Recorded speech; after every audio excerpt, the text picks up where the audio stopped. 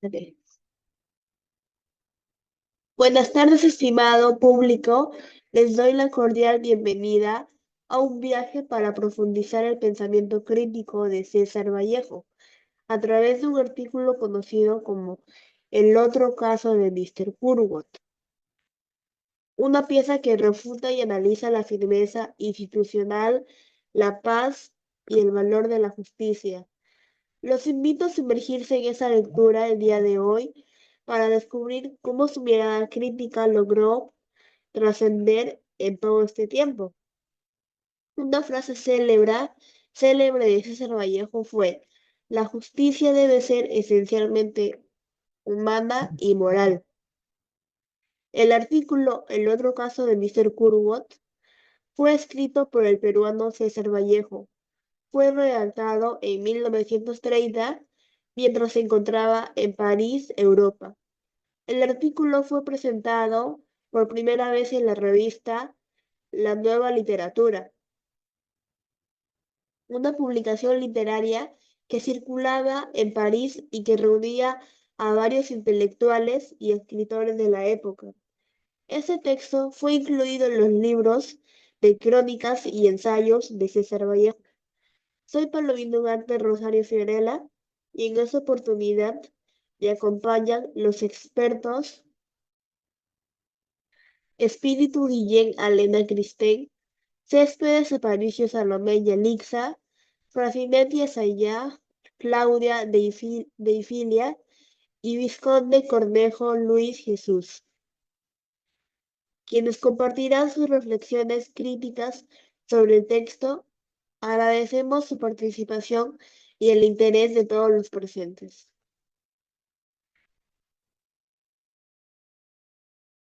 Ok, bueno, en esta oportunidad les voy a dar una pequeña explicación acerca de la tesis del caso de Mr. Curwood. La estructura se basa en que en este artículo César Vallejo más que todo critica cómo es que la literatura romántica se enfoca demasiado en lo personal y emocional, dejando todo de lado lo que son los problemas que se viven en la sociedad. Él dice que el romanticismo prefiere hablarse de la belleza y la naturaleza, cosa que en lugar debería de demostrarse en lo que es la explotación de los indígenas y las injusticias sociales, como bien ahora lo podemos manifestar o vivir nosotros mismos en la actualidad, ya que tenemos un montón de injusticias y mucha corrupción. Por ello es que Vallejo también propone que la literatura sirva para denunciar estas situaciones y ayude a luchar por un verdadero cambio social, ya que desde muchos años hasta la actualidad luchamos contra eso. Necesitamos que no haya discriminaciones sociales, que no solamente por esos rangos se crean superiores y que busquemos la justicia. No, personalmente yo considero de que estoy de acuerdo con lo que se plantea, porque creo que el arte y la literatura también tienen la responsabilidad de demostrar la realidad y no quedarse solamente con lo bonito. A veces también contar con lo que pasa es en serio para que pueda generar más conciencia y ayudar a que los demás y las cosas también cambien de manera igual.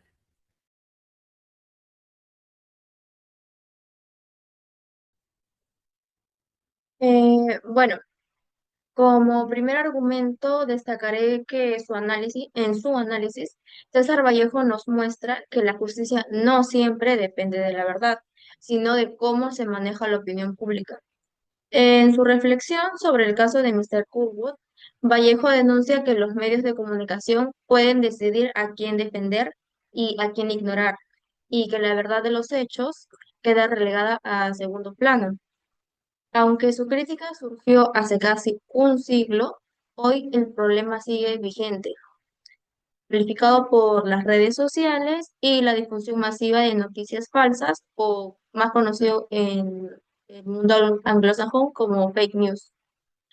Vallejo señala que Mr. Curwood, un hombre condenado a muerte en Michigan, sufría una grave injusticia, pero nadie protestaba por él. La razón: no pertenecía a ningún sindicato, partido político o grupo de apoyo.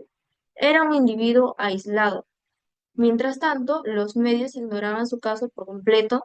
Vallejo demuestra así que no basta con ser inocente si no tienes respaldo social o visibilidad mediática. La justicia puede olvidarte.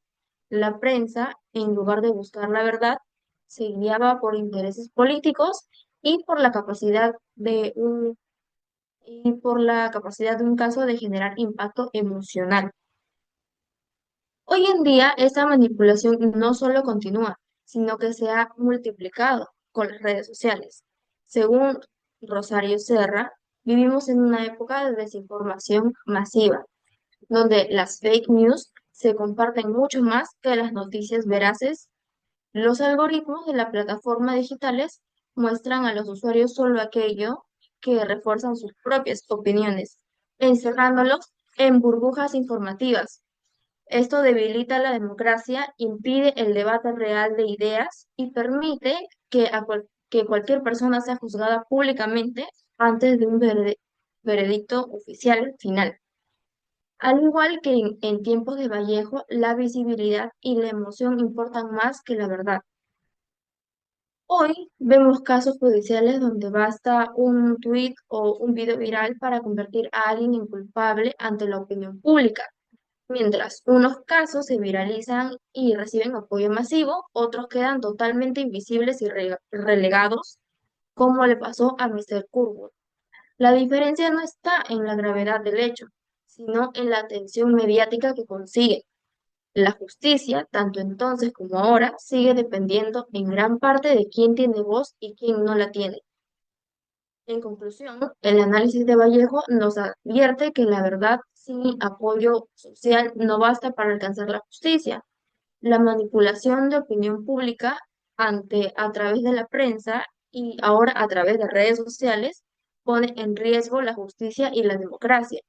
Por eso, en la actualidad, defender el derecho a recibir información veraz y compartir las noticias falsas es más importante que nunca. Sin una ciudadanía crítica y bien informada, la democracia corre el riesgo de convertirse en un espectáculo emocional sin espacio para la verdad. Doy paso a mi compañero. Continuando con el argumento número 2, en el artículo titulado El otro caso de Mr. Curwood, se aborda la vulnerabilidad de las personas que no cuentan con el respaldo de un grupo o de una red de apoyo.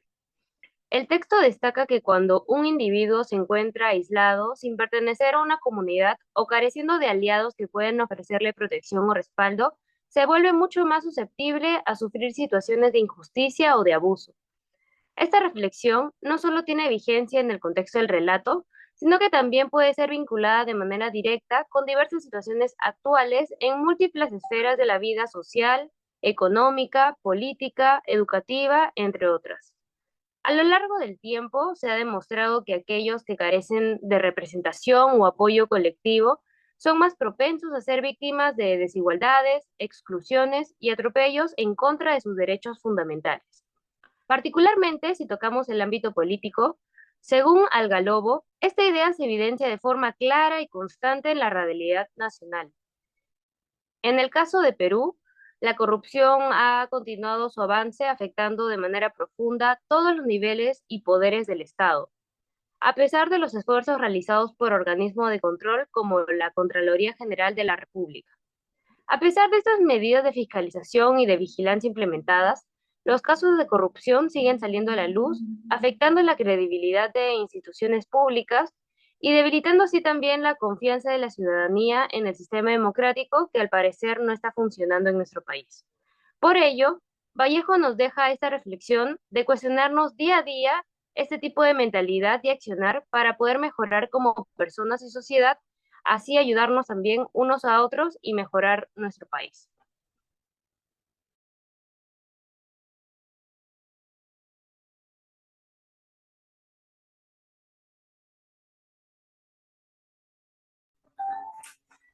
Bueno, el argumento 3, el abuso del poder en la Fiscalía y el Congreso, un caso reciente que refleja la crisis del sistema judicial peruano, es la denuncia presentada en octubre de 2024, cuando congresista de Fuerza Popular, Honor y Dignidad y Somos Perú acusaron a la Junta de Fiscales Supremos del abuso de autoridad.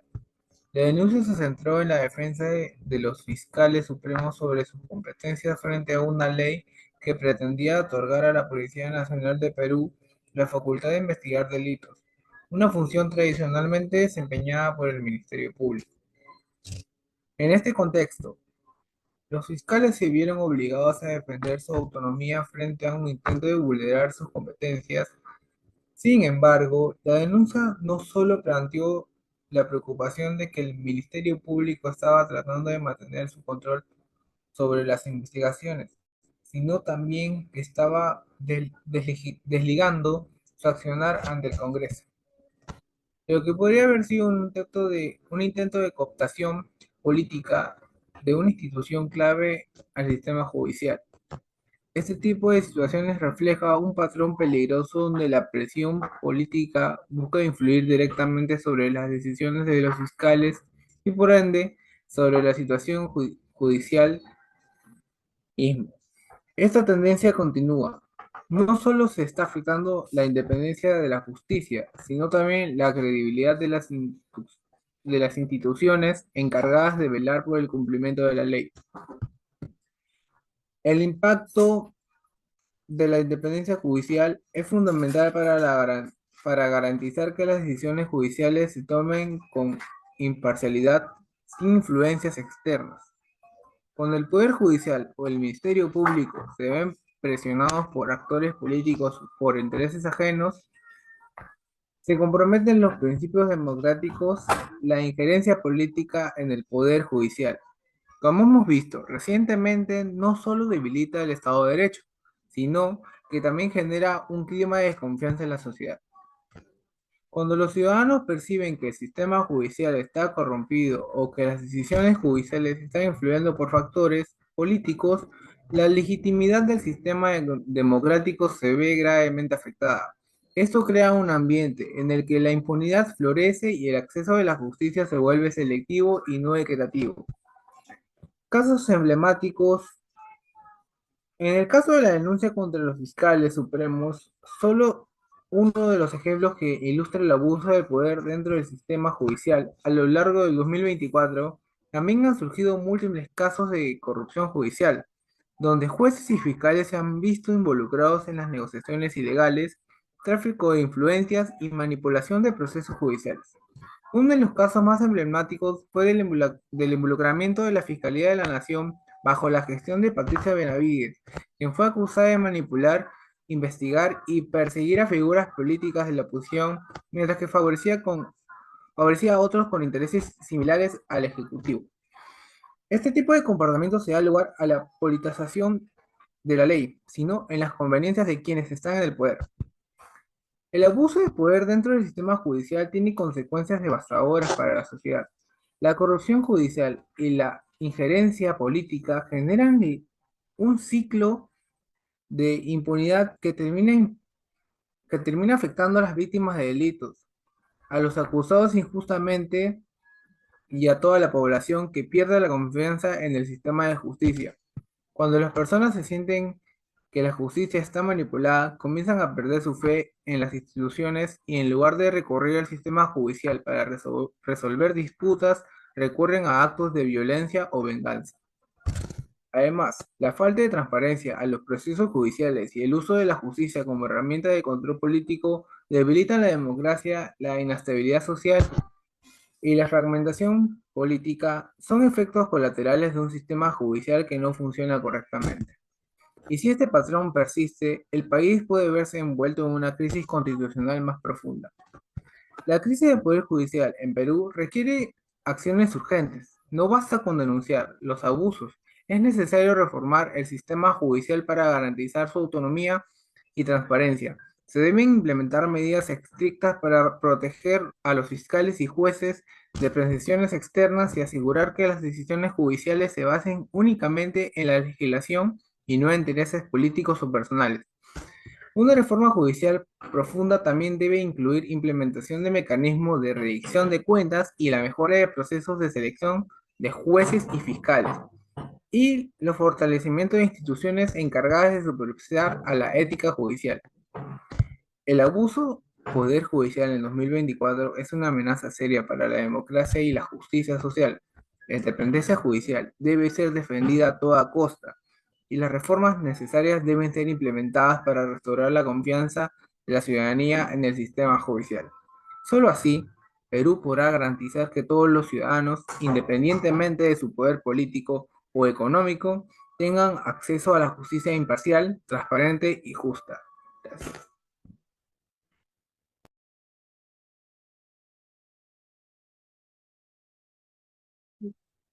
En resumen, César Vallejo, en el artículo llamado El otro caso de Mr. Curwood, critica de manera rotunda la literatura idealizada que ignora las injusticias sociales, así como también Vallejo expone las necesidades de una literatura comprometida donde haya más enfoque en las problemáticas sociales y se pueda fomentar el cambio revolucionario para poder adaptarnos como sociedad a las nuevas ideologías.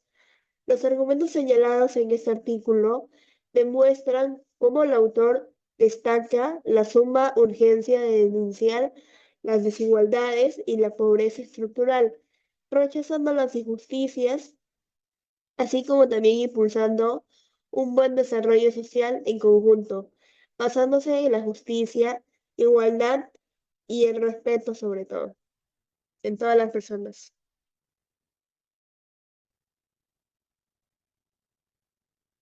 Bueno, en esta oportunidad me ha tocado dar una pequeña explicación no tan extensa acerca de la tesis del artículo de el otro caso de Mr. Curwood de César Vallejo. En su artículo, César Vallejo realiza una crítica profunda y aguda hacia la literatura romántica, argumentando que esta corriente literaria, al centrarse casi exclusivamente en lo íntimo, en lo subjetivo y lo emocional, pierde de vista que las problemáticas reales y urgentes se aquejan a la sociedad. Para Vallejo, el romanticismo tiende a idealizarse la belleza, la naturaleza y los sentimientos individuales, mientras omite conscientemente la representación de las condiciones de vida de los sectores marginados como los pueblos indígenas, los obreros o los campesinos. En lugar de retratar la dura realidad de la injusticia social, la desigualdad económica o la explotación sistemática, el romanticismo opta por un discurso evasivo que enmascara los conflictos estructurales bajo las capas del lirismo y la contemplación estética. Ante esta evasión, Vallejo propone una visión distinta, una literatura comprometida que no solo refleje el sufrimiento humano, sino que también denuncie activamente los sistemas que lo generan. Él concibe que la escritura como una herramienta de resistencia, un vehículo de conciencia crítica que pueda contribuir a transformar la realidad. En este sentido, la literatura no debe ser indiferente al dolor colectivo, sino también posicionarse políticamente desde el lenguaje, alzando la voz por aquellos que históricamente se les ha negado este derecho. Personalmente, estoy de acuerdo con esta postura, ya que considero que y el arte y la literatura no solamente se deben entretener o embellecer, sino que también reflejar con honestidad las tensiones sociales, ser espejo de la época y sobre todo generar cuestionamientos. En contextos donde persisten la pobreza, la discriminación o la violencia estructural, es necesario que la palabra escrita no se limite a lo ornamental, sino que también sume un compromiso ético con quienes no tienen voz. La literatura puede y debe de ser un acto de responsabilidad social, tiene el poder de incomodar, de abrir los ojos y de sembrar las semillas del cambio en la conciencia de los lectores. En definitiva, como plantea César Vallejo, escribir también puede ser una forma de luchar. Además, como una obra literaria, aborda de manera directa con los conflictos sociales y denuncia las estructuras que perpetúan no solamente está informando, sino que también en esa parte está formando. La literatura comprometida educa, sensibiliza y en muchos casos también despierta que en los lectores haya una empatía activa que se pueda traducir en acciones concretas. Por ello es que no solamente se trata de eliminar la belleza del arte, sino también de repensar su función dentro de un entramado social. Vallejo nos invita a superar el arte por el arte y a comprender que la estética también puede ser política. En la última instancia, la literatura tiene la capacidad de convertirse en un espacio de resistencia, donde la palabra escrita desafía el silencio impuesto y se convierte en un acto de memoria, denuncia y esperanza. Esta visión sigue siendo vigente en la actualidad, especialmente en contextos donde la desigualdad persiste y donde aún es necesario que la cultura tome postura frente a la injusticia.